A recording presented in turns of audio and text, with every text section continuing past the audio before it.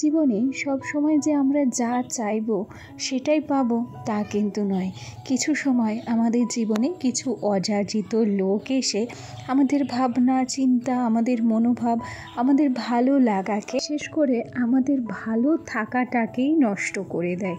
প্রথম তো তাদের কথা ভাবলে ভীষণ কষ্টই হয়, তবে একটা বয়সের পর ধাক্কা খেতে খেতে কী হবে জানো তো, সেই সব মানুষগুলোকে আমরা এড়িয়ে চলতে শিখে যাব। আমরা বুঝে যাব যে না, এই সব মানুষের কাছ থেকে দূরে থাকা অনেক ভালো। যাই হোক, অনেক গল্প, অনেক কথা হবে তোমাদের সঙ্গে। আজকের ব্লগটা শুরু করেছি কিন্তু সোনাকে স্কুলে দিতে গেছি ঠিক তখন থেকেই। রেশমি আর আমি একসঙ্গে টোটো পেয়েছিলাম বলতে আমি সাইকেল নিয়েই বেরিয়েছিলাম। তবে যেহেতু দেখলাম যে আজকে অনেকটা দেরি হয়ে গেছে, তাই সাইকেলটা পাশের বাড়িতে রেখে রেশমি আর আমি একই সঙ্গে সোনাদেরকে কিন্তু স্কুলে পৌঁছে দিয়েছি।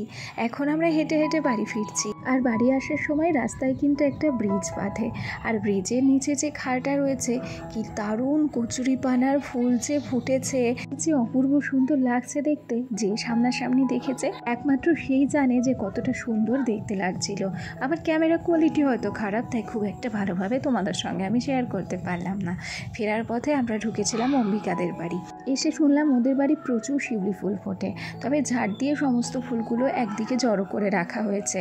আর কিছু পরিমাণ ফুল পড়া ছিল, রেশমি পুজো দেওয়ার জন্য বেশ কিছু শিউলি ফুল তুললো। জানো তো, এই ফুল কোড়ানোর সঙ্গে আমাদের কত যে আবেগ জড়িয়ে রয়েছে।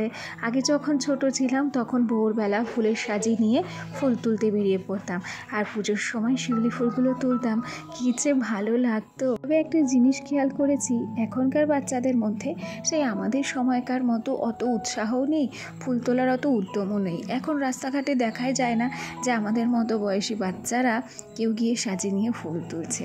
যাই হোক, সমস্তটাই হয়তো যুগের পরিবর্তন। আচ্ছা, গল্প করতে করতে এখন এই ফুলগুলোকে দেখো। আমার ভাসুর বোধহয় মাছ ধরতে গিয়েছিল জানো তো, আর সেখান থেকেই মনে হয় এই শাপলাগুলো তুলে নিয়ে এসেছে। শাপলা ফুলগুলো কি অসাধারণ লাগছে না দেখতে, সেগুলোই একটু আমি ঝট করে তুলে নিয়ে তোমাদের সঙ্গে শেয়ার করেছি। আসলে অনেকেই তো অন্যরকম ব্লগ দেখতে চায়, আমি বুঝতে পারি না যে ব্লগের মধ্যে অন্যরকম কী শেয়ার করব, তাই আজকে হয়তো বাইরের কিছুটা অংশও তোমাদের সঙ্গে শেয়ার করেছি। আচ্ছা, সোনাকে স্কুলে দিয়ে এসে তারপর সোজা কিন্তু এখন বিছানাটা গুছিয়ে নেব। আমি দুদিন ধরে আগেই বিছানাটা গুছিয়ে নিচ্ছি, তারপরেই রান্নাবান্নায় হাত দিচ্ছি। আমি খেয়াল করেছি বাসি বিছানা আমি রেখে দিয়ে যদি রান্নাবান্নার দিকে যাই, সত্যি বলছি আমার তাড়াহুড়ো থাকে যে কখন আমি বাসি বিছানাটা গোছাবো।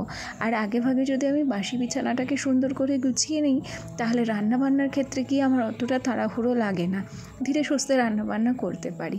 তবে সব দিন তো আর সমান যায় না। যেদিন দেখি যে না, আজকে আগে রান্না না করলেই নয়, সেদিন আগে রান্না করি। আর এই দুটো দিন একটু পরে রান্না করলে কোনো অসুবিধা হচ্ছে না, তাই একটু পরে রান্না বসাচ্ছি। আচ্ছা, গল্প করতে করতে বিছানাটাকে তো খুব সুন্দরভাবে গুছিয়ে নিয়েছি। আর তোমরা তো দেখো যে আমার বিছানাটা আমি কিন্তু সুন্দর করে গুছিয়ে রাখতেই পছন্দ করি। শুধু আমি আমার একার কথা বলবো না, আমার মতো প্রত্যেকটা ঘরের বউরাই চায় তাদের ঘরে যতটুকু যা জিনিসপত্র থাকুক না কেন, সুন্দর করে নিজের ঘরটাকে গুছিয়ে রাখতে। আচ্ছা, ভিডিওর এ পর্যায়ে এসে অনেক গল্প হবে, অনেক কথা হবে। তার আগে একটা কথা না বললেই নয়, কিন্তু আমার যে সমস্ত বন্ধুরা প্রথম থেকেই আমার সাথে আছো, পাশে আছো, তোমাদেরকে অসংখ্য ধন্যবাদ জানাচ্ছি। আর আমার যে সমস্ত নতুন বন্ধুরা আজকে ভিডিওটি প্রথম দেখছো, যদি কোনো কারণে আমার এই ছোট্ট ভিডিওটি তোমাদের ভালো লেগে যায়, তাহলে অবশ্যই করে একটা লাইক করো, কমেন্ট করো। আর তোমরা চাইলে আমার এই ছোট্ট পরিবারের একজন মিষ্টি সদস্য হয়ে আমার পাশে থেকে যেও। আর তোমাদের কমেন্ট আর তোমাদের এক একটা লাইক আমাকে কিন্তু আরও নতুন নতুন ভিডিও বানাতে উৎসাহ দেয়। ঘর থেকে মোটামুটি বিছানাপত্র গুছিয়ে, কম্বল টম্বল সমস্ত কিছু গুছিয়ে তারপর চলে এসেছি রান্নাঘরে। ওদিকে আমি প্রেশার কুকারে ডাল সেদ্ধ করতে বসিয়েছি, আর এদিকে এক কাপ চাও করে নিয়েছিলাম। চাটুকু ছেঁকে তারপর ভাত বসিয়ে দিলাম। ওদিকে প্রেশার কুকারে সিটি দিতে দিতে ডালটাও সেদ্ধ হয়ে যাবে, ওদিকে ভাতের জলটাও গরম হয়ে যাবে। আর ওদিকে আমি ভাবলাম যে এক কাপ চা ও ঘরে নিয়ে গিয়ে আমি কিন্তু খুব শান্তিতে বসে একদম তৃপ্তি মতো চাটুকু উপভোগ করতে পারবো। দেখো শীতের আবহাওয়া চলে এসেছে। আগে যখন গরম ছিল তখন কিন্তু চা ঠান্ডাই হতে চাইতো না, তবে এখন না চা খুব তাড়াতাড়ি ঠান্ডা হয়ে যায়। তাই চেষ্টা করছি আগে ভাগে একটু সুন্দর করে বসে শান্তশিষ্ট মনে চাটাকে খাওয়ার। তবে এখানে না আমি আলু সিদ্ধ দিয়ে আগে ভাতটাকে বসিয়ে নিলাম। আমি ভাবলাম যে না, ভাতটাকে আগে বসিয়ে দিয়ে যাই, তারপর ও ঘরে যাবোক্ষণ, তা না হলে চা খেতে বসেও তাড়াহুড়ো করতে হবে জানো তো। আজকে যে খুব বেশি রান্নাবান্না করব তা কিন্তু নয়। আজকে হচ্ছে আলু সিদ্ধ দিয়েছি, ওদিকে ডাল করব, আর সেই সাথে করব ডিম সিদ্ধ। আমার বর প্রায় দিনই বকাবকি করে, আমাকে জিজ্ঞাসাও করে যে ছেলেটাকে কি ডিম সিদ্ধ দিয়েছো। সত্যি কথা বলে আমার ফ্রিজে ডিম থাকে গো, তবে আমার মনে থাকে না যে ডিমটা সেদ্ধ করে ছেলেকে দিতে হবে। এই দুটো দিন ভাবছি যাই করি না কেন ডিম অন্তত করে একটা হলেও ছেলেকে সেদ্ধ করে দেব। শুধু শুধু তো ফ্রিজে আমার ডিম থাকে, এখন কি করি বলো, মনে না থাকলে আর কি করা যাবে বলো তো। এই সংসার সামলানো, বাচ্চাকে আনতে যাওয়া, নানান দিকের চাপ, এই সমস্ত করতে করতে অনেক কিছু ভুলে যেতে হয় জানো তো। সবসময় সব কিছু মনে থাকে না। সংসারের এত কাজের মধ্যে আমাদেরও যে একটু কষ্ট হয় সেটা কিন্তু খুব কম মানুষই বোঝে। আর আমার বর কিন্তু সত্যি আমার কষ্ট বোঝে, তবে বুঝে কি করবে, ও তো আর সব দিন আমার সঙ্গে থাকতে পারে না। ও যে কদিন থাকে সে কদিন ওর যথাসাধ্য মতো আমাকে চেষ্টা করে সাহায্য করার।